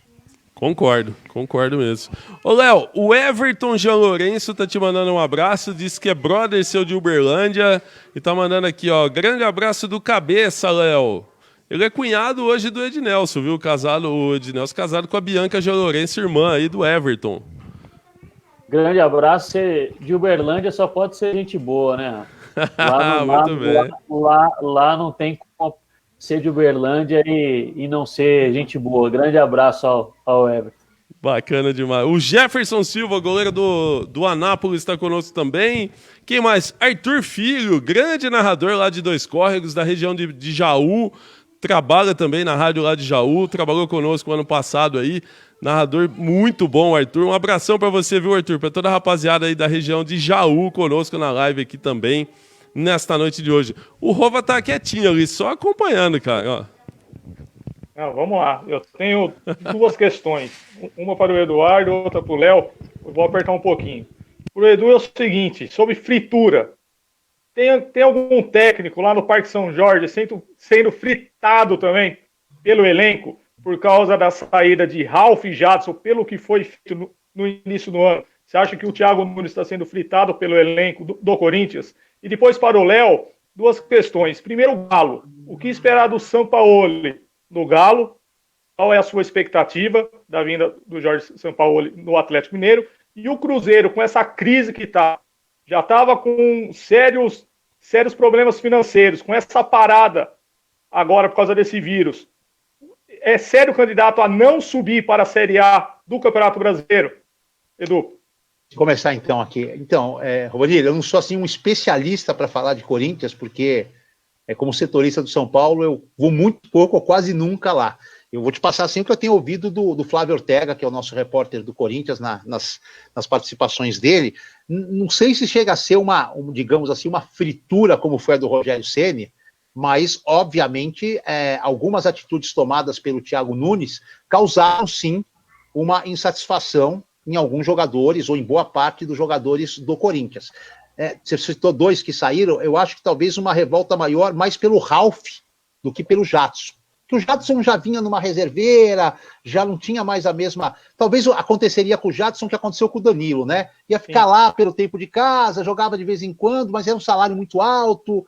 Talvez haja uma compreensão da saída do Jadson. O Ralf era um jogador querido pelos companheiros, que simboliza uma era muito vitoriosa do Corinthians, e a forma como aconteceu, o jogador se sente inseguro. Tipo assim, se fez isso com o Ralf, que carrega aí títulos, o caramba, a torcida adora, imagina o que pode fazer comigo. E quando o jogador percebe isso no meu tempo esses 30 anos de vestiário que eu tenho, quando o jogador percebe isso, cara, é complicado pro técnico. Aí, qualquer coisinha do técnico que assim passaria batido, é um caminhão. O que eu achei estranho, o que me estranhou bastante, foram as declarações do Andrés, acho que ontem, para a Fox Sports, sim, né? Não senti muita firmeza. E olha que o Andrés é um cara que não fica. O Andrés é um cara que banca técnico, mesmo em momentos ruins, já fez diversas vezes. Ele banca, ele vai, não, pô, perdeu aqui, eu vou bancar, vou segurar o cara e tal. Eu fiquei assim, achei que foram fora do contexto de um técnico que será bancado as declarações do Andrés ontem. Perfeito. Léo. Então, o Rovanir, o São Paulo, ele treinou o time uma semana e disputou apenas um jogo, né? Foi contra o Vila Nova de Nova Lima, aqui, que é região metropolitana aqui de BH. Ganhou, né, por 3-1. Ele chegou no Santos no ano passado, né? E algo que eu já falei aqui em mais de uma oportunidade. O São Paulo fez um grande trabalho no Santos, né? No Campeonato Brasileiro, especialmente, né? Foi vice-campeão. E ficou uma impressão de que ele fez muito com pouco, né? Que o Santos tinha um elenco muito limitado e que o Santos não tinha feito investimentos e aí terminou na segunda colocação, o que para mim é um equívoco. O Santos está aí com dívidas enormes de jogadores que ele contratou a pedido do São Paulo. Cueva, nem sei qual que é a situação do Cueva, se ele foi para o México, se não foi, mas o Santos se comprometeu a pagar 20 milhões de reais no Cueva. O Santos comprou o Aguilar, que agora já foi para o Atlético Paranaense, e o Santos vendeu o Aguilar para o Atlético Paranaense mais barato do que ele tinha pago para o Atlético Nacional de Medellín, né? Contratou o Uribe, não deu certo, salário alto. O jogador que o Santos contratou e deu retorno técnico, né, e pode dar futuramente financeiro, é o Soteldo. No mais, o Santos gastou uma baita grana para montar um time para ele. Deu retorno em campo? Deu. Só que agora o Santos está lá com as questões financeiras para resolver. No Atlético ele chegou mais ou menos com os mesmos pedidos. E contratar de 4 a 5 jogadores, né? Não sabíamos ainda da questão da pandemia do coronavírus, né? Ele foi anunciado no dia 1º de março, e o Atlético fez o último jogo no dia 14 de março, ou seja, depois de 13 dias que ele foi anunciado, ele estreou, e aí na segunda-feira seguinte, o campeonato foi paralisado devido à pandemia. O Atlético, e aproveitando já para falar do Cruzeiro também, os dois estão com atrasos salariais, foi até uma informação que o Everton Guimarães trouxe hoje no Arena 98, aqui, que é o programa que a gente faz à noite. O Atlético está com débito aí dos direitos de imagem desde o mês de janeiro desse ano. Mesmo com a redução de 25% do salário, não pagou integralmente o mês mesmo com o desconto, não chegou ao valor que deveria ser pago no mês de março, agora referente a março, no início do mês de abril. Então, a gente não sabe como que vai ser essa relação, porque, por exemplo, no Santos, pelo que eu apurei depois que ele foi anunciado aqui, ele é um técnico, assim, que fica o tempo inteiro na cola da diretoria, e aí? Vai trazer o fulano? Não vai? É chato, né? Pois é. Ele é um técnico exigente, porque o currículo dele, a gente não precisa falar muito aqui.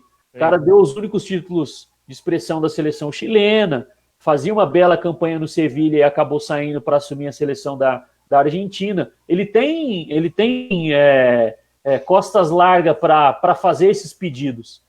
Só que o Atlético, nos últimos anos, não é um clube que tem esse poderio financeiro para contratar tantos jogadores. Fala-se do patrocinador, bancar, etc.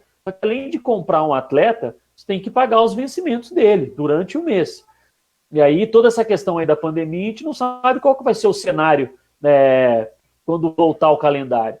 Mas que ele é um baita de um técnico, aí é opinião minha, gosto pessoal e tal. Eu gosto mais de como joga os times dele, por exemplo, do que o Jorge Jesus. Mas é um gosto pessoal meu, não estou falando que ele é melhor que o Jorge Jesus. Os dois são excelentes, mas eu gosto mais da forma como joga o Sampaoli. Então tem que ver aí como que vai ser esse convívio, né, dele com diretoria, pedido de reforços, tal, se ele vai mexer no grupo e tirar colocar jogadores fora, né, numa possível lista de negociáveis, jogadores que sejam mais experientes e que tenham apreço aí do resto do elenco, tal. Então tem tudo isso envolvido. E no Cruzeiro, eu acho que por mais que esteja atravessando também uma enorme dificuldade, eu acredito que eu não diria que pode ser apontado como um time que não vai subir. Eu gosto muito do trabalho do Enderson, achei ele um bom técnico, ele já foi campeão da Série B 2 vezes, com o Goiás e com o América aqui em 2017. O Ricardo Drubski, que era treinador e agora virou dirigente, foi alçado a diretor de futebol, os dois trabalharam juntos no América. E aí eu acho que, a não ser que aconteça algo muito grave aí, a política do clube continue atrapalhando, né? Tem eleição agora no final do mês de maio, mas eu acho que o Enderson pode fazer um bom trabalho e não sei se será campeão, sinceramente. Eu acho que pode ser que a gente tenha mais uma vez um grande que cai, sobe, volta, mas não é campeão. O Inter foi assim, foi vice justamente para o América em 2017 e o Vasco também já caiu e não foi campeão da Série B. Muito bem. O Enderson que é freguesão do São Carlos, hein, velho? Vou contar a história aqui. Em 2008, perdeu a Copa São Paulo pra gente. Ele era técnico da base do Cruzeiro em 2008, atual campeão em 2007. Verdade. Né? Jogo em Hortolândia, hein? Jogo em Hortolândia, 0x0. O Léo vai lembrar desse jogo, inclusive. E foi empate em 0x0, um sufoco danado no segundo tempo. E ganhamos nos pênaltis 4x2. Freguesaço nosso esse aí, viu, Léo? Esse aí é freguês do São Carlos, velho.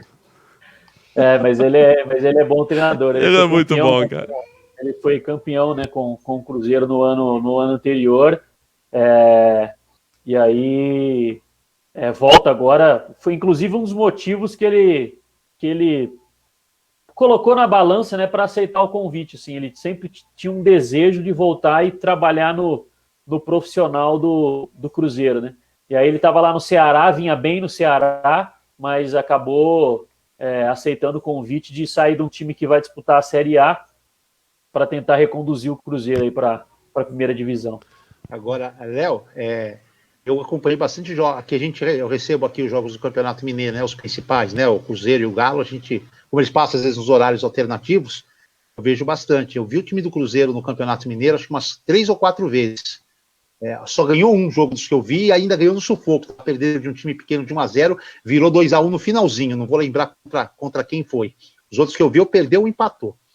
O que eu vi o Cruzeiro jogar no Campeonato Mineiro, o que eu vi, é lógico que aí pode vir reforço, tem a entrada do técnico novo, ainda era com a Adilson quando eu vi. O que eu vi do Cruzeiro no Campeonato Mineiro, e por conhecer bem a Série B, Cruzeiro não é time para ficar nem entre os... Esse Cruzeiro que eu vi jogar no Mineiro não ficaria no ano passado entre os 10 primeiros da Série B. Não ficaria, seria de 11º para baixo. Pode ser que chegue aí 4, 5 caras que dê uma encorpada boa. O que eu vi no Campeonato Mineiro, e se jogasse a Série B do ano passado, disputaria talvez rebaixamento para a Série C. Edu, eu não discordo, né? Eu não discordo.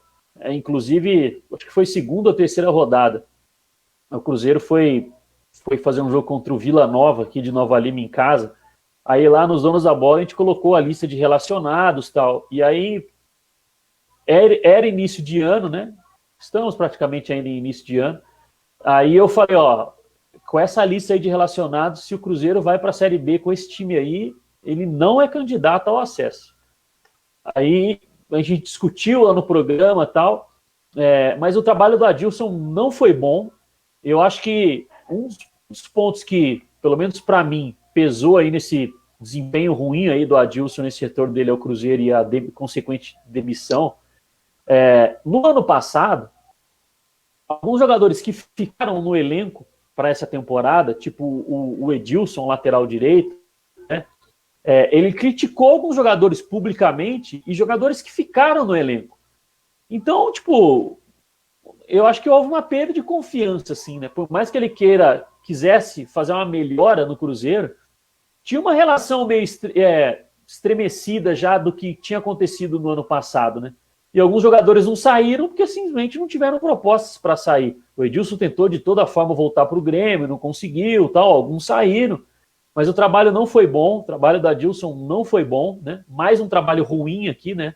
Recente, porque em 2018 Ele treinou o América na reta final não, ainda o Givanildo pegou o time na parte final do Brasileiro. Fez um trabalho muito ruim no América, e agora voltou para o Cruzeiro e também não fez um bom trabalho. Contratou o Regis agora, que era do Bahia, né? Jogou no Corinthians, enfim. Acredito que vai ter mais alguns reforços. Precisa, né, Léo? Mas eu concordo que com esse elenco aí o Whindersson vai ter trabalho dobrado. Realmente precisa contratar, e a gente torce que o treinador que vem agora de Fortaleza que dê certo, né? Que não encontre um ambiente como encontrou o Rogério Ceni aí no ano passado. Ô Edu, o Ednelson está mandando uma para você agora aqui, ó. E o Diniz, você acredita que ele ganhou aquela segurança que há tempos nenhum técnico teve no São Paulo, ou ainda é assombrado pelos resultados ou falta deles? Então, a maior assombração do São Paulo não são os resultados, eles ajudam, lógico, o futebol vive de resultados. A maior assombração que existe para um técnico no São Paulo é uma máquina de moer treinadores que existe no gabinete, na sala da presidência do Leco.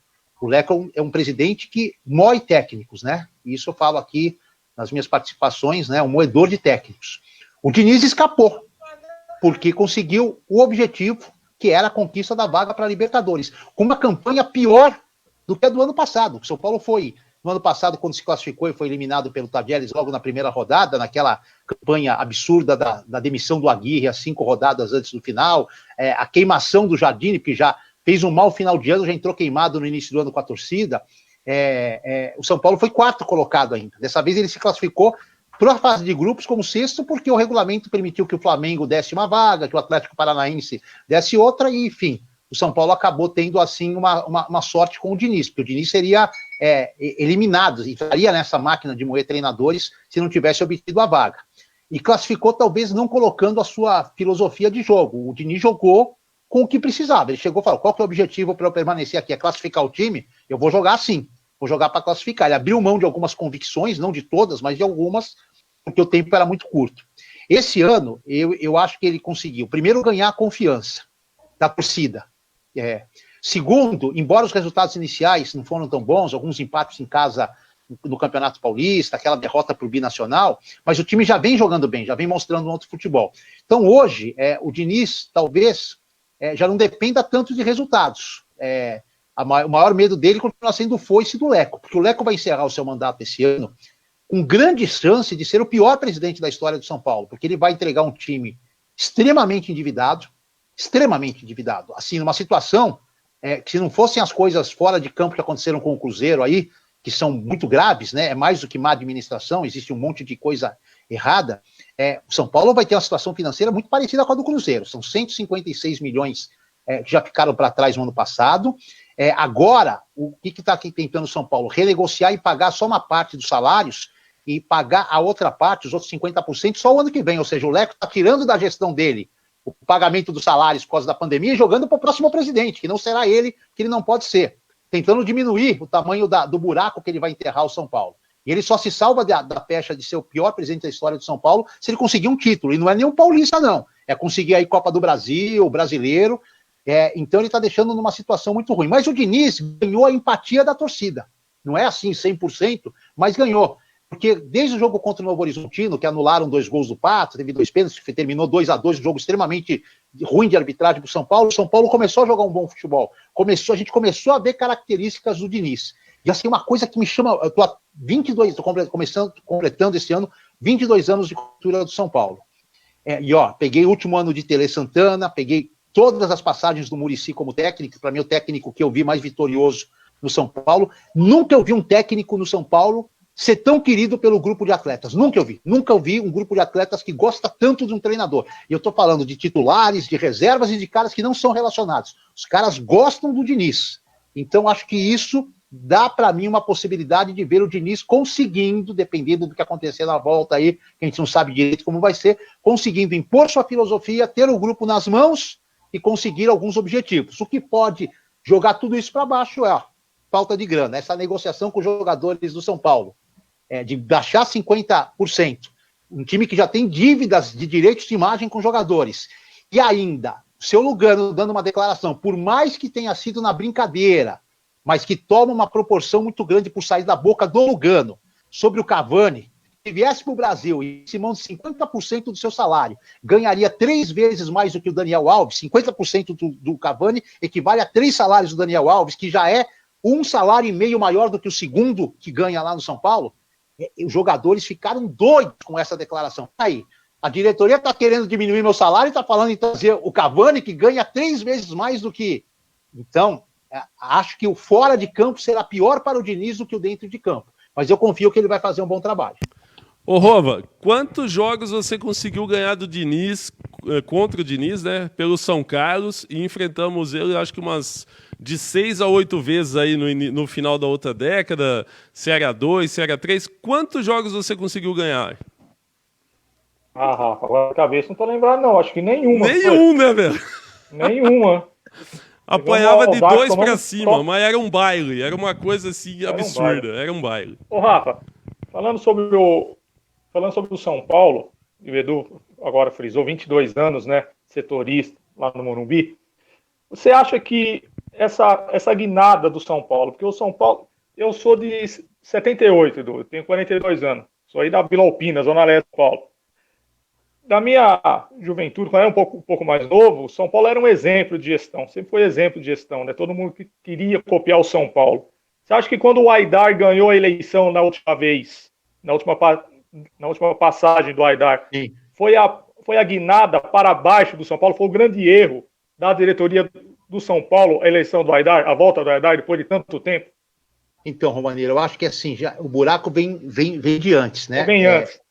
Eu acompanhei o São Paulo ainda um pouquinho nessa época que você viveu aqui, essa, digamos, exemplo, né? O Refis era um exemplo de recuperação, Cotia era um exemplo de centro de treinamento, embora não tivesse revelado tanta gente, estava meio restrito ali ao Casemiro, ao Lucas, mas enfim, mas era um centro de treinamento padrão.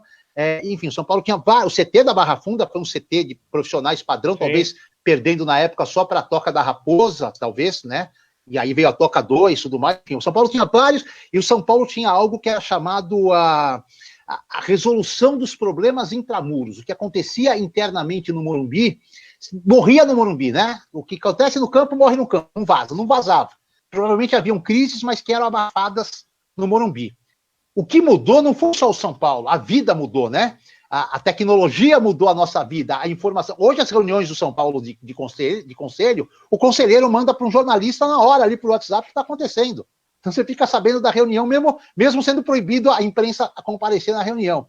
Então, isso abriu o São Paulo, e o São Paulo passou a ser visto como os demais, que tem crise, que não resolve tudo intramuros, que o negócio vaza, tudo mais. A isso você soma, eu acho que o Juvenal Juvencio, eu acompanhei todo o trabalho dele de presidente. Ele foi um grande presidente para o São Paulo em todos os aspectos. Reforma do Morumbi, construção do CT de Cotia, só que ele, como eu vou te explicar, quando deu 6 anos, 2 mandatos, o estatuto previa a sua saída, era hora de sair por cima. Quando ele estica o mandato dele através de uma mudança de estatuto, ele joga na lata do lixo parte do que ele fez, porque passa a ser criticado, tudo mais, e faz uma gestão ruim já, porque ele já estava muito doente naquela época, e ali, para mim, começa uma virada, um fortalecimento de oposição, uma divisão de grupos políticos que enfraquecem o São Paulo num todo. Aí vem o Aidar, com uma filosofia de 20 anos antes, onde ele chamava o jornalista de lado, conversava um negocinho e ficava ali. Ele chamava um jornalista de lado no CT, 5 minutos depois todo mundo sabia que ele tinha conversado com o jornalista. Ele não evoluiu no administrativo conforme a tecnologia e a imprensa evoluíram. E agora o Leco, que herdou ali um cargo, tipo o Michel Temer do São Paulo, né? Pegou um cargo de graça, cargo pipocou, ele deixa comigo, matou no peito, ameaçou fazer uma grande gestão, ameaçou fazer uma gestão parecida com a do Bandeira de Melo, tipo assim, vou sanar as finanças, vou arrumar, posso até não ganhar nada, mas vou deixar o clube legalzinho pro próximo. Mas daí tem um negócio que aí não é só no futebol, um negócio que é do ser humano. A vaidade, cara, ela... A vaidade é terrível, né? E aí ele despirocou, começou a fazer loucuras financeiras, tudo mais. O importante também para o torcedor do São Paulo estar acompanhando, que não deve se desesperar, 156 milhões, sei o quê, pode ter mais 100 esse ano. O São Paulo tem vontade, o São Paulo tem ativos que pagam a dívida. O São Paulo coloca o Igor Gomes à venda, coloca o Luan à venda, o Lisiero, com 3, 4 vendas ele quita as dívidas todas, sai zerado. O São Paulo tem um estádio de futebol, pode dar garantia em qualquer tipo de empréstimo. Enfim, não é uma dívida que você é impagável, não é pagável. Só que para pagar você vai ter que diminuir a qualidade do seu elenco e não disputar títulos. E hoje o desespero do São Paulino é ganhar qualquer coisa, ganhar um torneio, porque não ganha desde 2012 e ainda o último daquela forma, com meio tempo, decidido na justiça. Então, é uma faca, chamada faca de dois legumes, como diria, né, Vicente Mateus. Você gasta muita grana para montar um time campeão em dívida ao clube, ou você quita as dívidas, mas não vai ganhar título mais um bom tempo. E aí a vaidade fez com que optassem pelo segundo. Vamos endividar esse clube mais do que ele já está endividado, que contratar Daniel Alves, Pato, Hernanes, né? E aí aconteceu tudo isso. Então, na verdade, o que mudou, mano, foi isso, foi a vida mudou e trouxe o São Paulo à realidade que era dos demais, que era escondida lá porque era tudo muito fechadinho, entendeu? Perfeito. Rafa? Muito bem, muito bem. Mais alguma aí, Rova? Não, quiser finalizar, Rafa, fica à vontade aí. Não, só... Você é o dono do horário aí. Não, pô, imagina, que isso. Você amanhã, o titio Dória vai cobrar às 7 horas da manhã na sua escola. Amanhã. Dória, um abraço para ele. Ah, meu Deus. Ô, Edu, agradecer você, cara. Pô, obrigado mais uma vez por atender nosso convite. A gente combinou 1 hora, a gente falou fácil 1h30, ó. Estouramos uma meia hora, mas facinho. Podia ficar mais uma aí, mais facinho. Eu nem contei as histórias do Léo aqui, que nós aprontamos aqui em São Paulo, no CT, tudo mais. Nem vou fazer isso. Vamos ter uma segunda edição, só focada nessa parte. Não posso. Eu não derrubo o Léo lá em BH, pelo amor de Deus, que é isso. O Léo é referência lá em BH, não posso fazer isso com ele, não. Mas tem história boa, não tem, Léo? Tem umas historinhas boas por aqui, né? Tem uma historinha boa aqui em São Paulo. O Léo chegou quietinho. Gente, o Léo chegou quietinho aqui. Vocês não sabem como ele saiu daqui dando ordem em meio mundo, cara. Mandava prender, mandava soltar aqui em São Paulo. Aí eu chego em Belo Horizonte, o homem é quase governador da cidade, de um lado da cidade, do lado azul. Entendeu? Quase manda isso, manda lá. É isso. Brincadeira à parte, adoro o Léo, um parceiro que eu fiz, companheiro de jornalismo e de vida, um cara que eu tinha prazer em estar com ele, veio aqui à minha casa, a gente saía, fez tanta coisa junto, e eu fico muito contente quando vejo o Léo participando de programas, tudo mais, tendo ali o seu programa de rádio, um cara que batalhou muito, fico muito contente por ele, cara, ele é um cara vencedor, tenho, assim, um orgulho muito grande de ser amigo do Léo, de trocar ideia, às vezes a gente fala pouco, mas o carinho é sempre o mesmo. E por vocês também, você, Rafa, que a gente conversa já há tanto tempo, o Rovanir, que eu conheço hoje, para mim foi um prazer participar com vocês, falar de futebol, com bom humor, com brincadeira, com hora séria, com gente inteligente. Para mim é sempre um prazer. Nunca é um estorno, nunca é um transtorno. Nada. É um prazer. Se tivesse mais 1h30 de programa, eu até durante aqui carreguei, botei meu laptop para carregar mais um pouco. Eu falei, se ficar até meia-noite, 1 hora, eu estou pronto aqui. Foi um prazer. Quando precisarem, a gente pede autorização de novo lá na ESPN e participa, tá bom? Obrigado, Edu. Muito obrigado. Meu prazer. É uma honra, né, Rafa? É uma honra, falar com você hoje, participar. A gente sempre acompanha, sempre assistindo aí a ESPN. Você veio aqui em 2015 na Copa São Paulo, eu aqui pelo São Carlos, na assessoria, instalação rapidinho, não dava nem pra gente conversar, porque você sabe que dia de jogo é aquela correria, e hoje tendo essa alegria, essa honra de poder falar contigo, conversar um pouquinho sobre futebol, para mim é uma alegria. O Léo também a gente conhece aí de anos atrás, também. A gente sabia que ele era diferente da reportagem. Enchia o saco da assessoria de imprensa, às vezes ele ficava bravo comigo, não passava informação, sabe que a assessoria é um pouco diferente, tem que guardar um pouquinho alguma coisa, esconder isso, aquilo, às vezes ele ficava meio bravo, mas o Léo, a gente já via que ele era diferente aqui em São Paulo, tanto que saiu voando para outros lugares e faz sucesso em BH, como você disse, futuro prefeito de Belo Horizonte a partir de outubro, vai sair candidato. Vai derrubar o Calil, velho. Vai derrubar o Calil. A parte azul vai votar tudo no Léo e vai ser o novo prefeito de BH, mas é uma alegria poder falar um pouco sobre futebol. Eu fico muito honrado e espero ter novos a falar sobre futebol. Boa, Rovanir, boa. Obrigado, Edu. Muito obrigado. Pô, a gente fica muito feliz mesmo. Leva o nosso abraço a toda a rapaziada aí da ESPN que nos autorizou mais uma vez aí. Um abraço a Glaucia em especial, que foi tanto tempo nosso companheiro aqui em São Carlos. Glaucia tá com moral aqui, gente. É verdade. Eu fiz a Copa São Paulo de 2019, talvez, em Araraquara e Araraquara e Ribeirão. Corinthians estava em Araraquara, São Paulo em Ribeirão, e eu fiz todos os jogos com ela lá. E depois, para minha alegria, ela veio aqui para a Sport TV e logo depois já estava na ESPN e falou: Cláudia Santiago hoje é ícone da ESPN. Hein? Um dia eu fui aí em Araraquara fazer um jogo, fiquei uma semana com São Paulo e Araraquara, e São Paulo e Palmeiras e Ferroviária e São Paulo, cara. Só pergunta, falei, ela pode voltar a ser prefeita de Araraquara que ela ganha fácil. Viu? Ganha fácil. Ganha facinho. Tá mandando prender e soltar já também, viu, Edu? Brincadeira. Um abração, meu amigo. Obrigado. Valeu, deixa eu escutar aqui a despedida do Léo para dar um abraço nele final. Ô, Léo, obrigado, cara. Pô, o Léo é meu parceiro desde 2001, nos conhecemos aqui na UFSCar, no curso de Educação Física.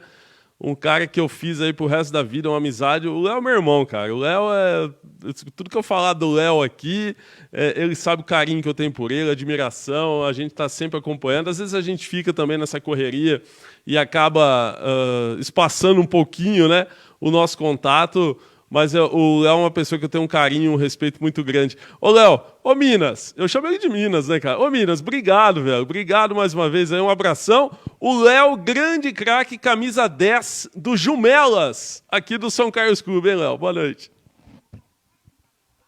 Rafa, ainda quando eu tinha ligamento no joelho, dava para brincar. Agora não dá mais não, né? O peso até que eu consegui baixar um pouco, tá quase igual, mas não arrisco mais não, porque ficar de muleta é a pior coisa da vida.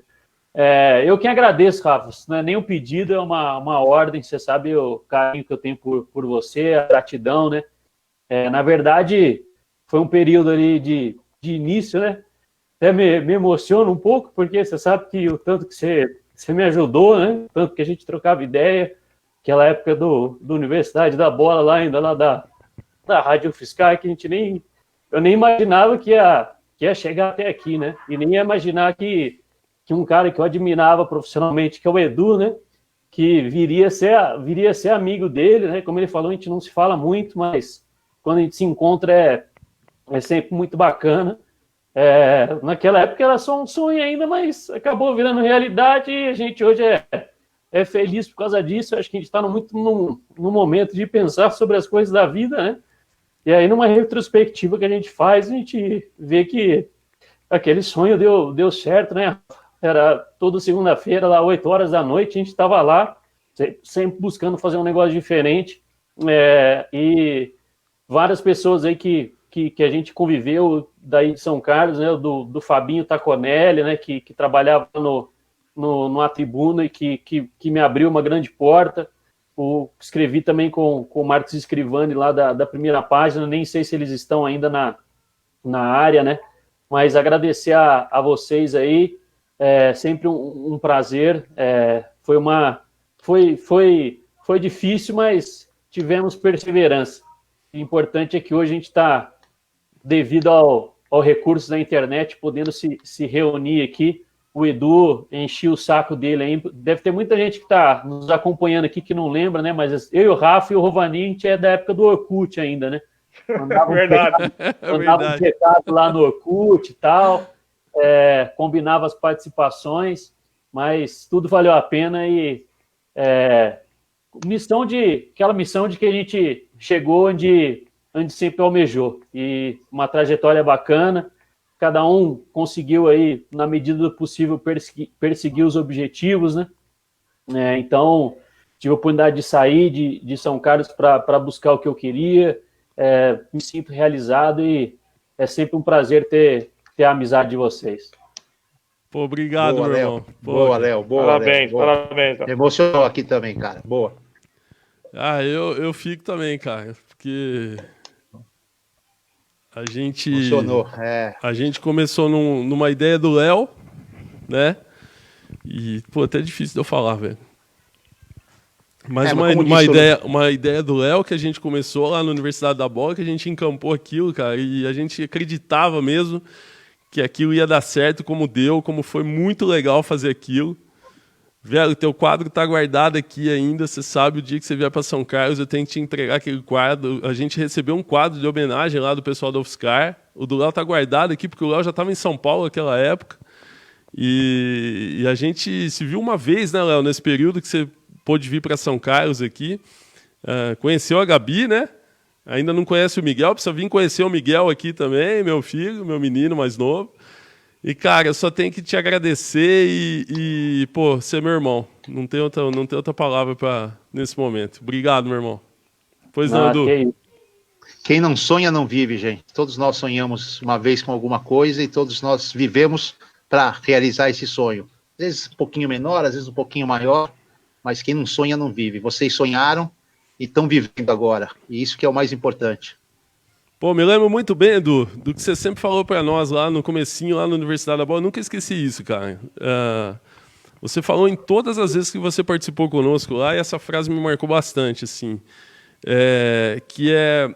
Vocês podem mudar o ambiente que vocês vivem, próximo de onde vocês vivem, acreditem no projeto de vocês podem mudar aí a cidade onde vocês moram, o clube que vocês acompanham, e acreditem no sonho de vocês. Isso aí eu nunca esqueci, cara. Pô, obrigado, viu? Obrigado por você sempre nos apoiar também.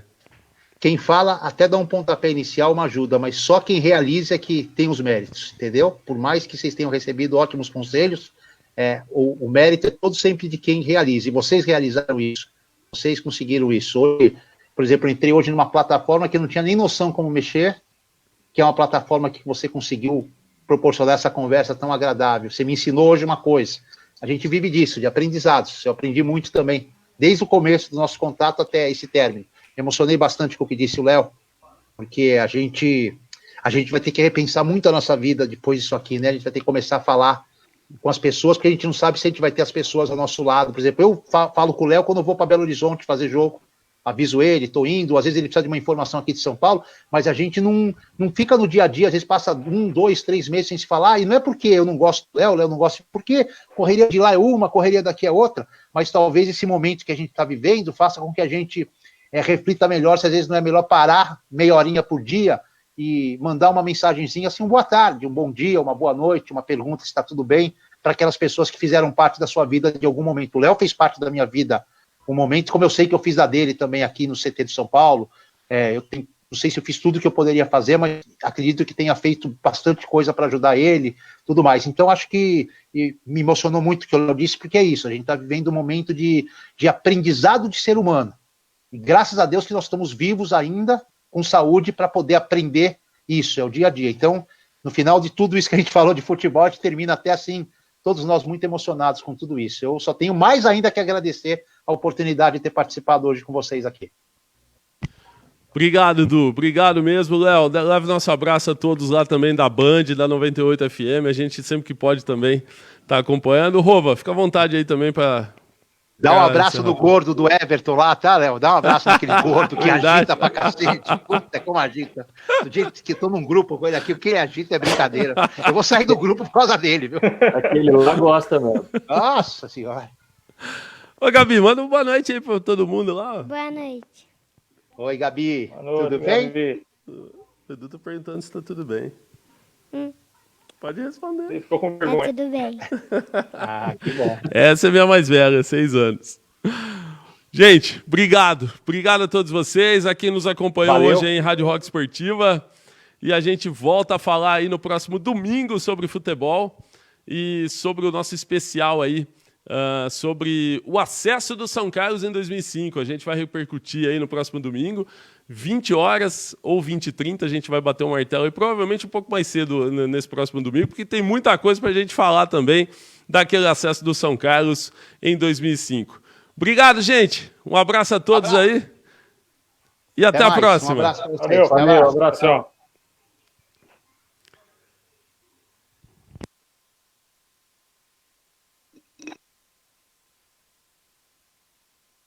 Rádio Rock Esportiva.